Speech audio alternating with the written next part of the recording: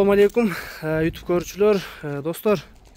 Сармат деген аттын достор ушул бала сатууга чыгып атат. Абакандан келген энчи бап тай достор. Өтө жакшы тай издегендер болсо, мына көрөсүңөр. Карагылачы, машалла. Кулак баш, моюндар, белин узундуктары, мүчөлөрү да өтө сонун достор тайдын. Баазын 200 миң деп баа кой достор ээзи. Энчиге алам дегендер достор келгиле, өтө сонун тай. Буйруза алган адам күйбөйт достор ушу тайдан.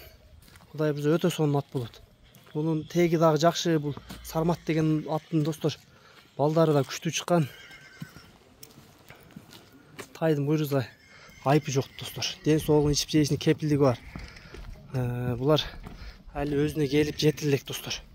Тайлар Россиядан келгенге кыйналып келген.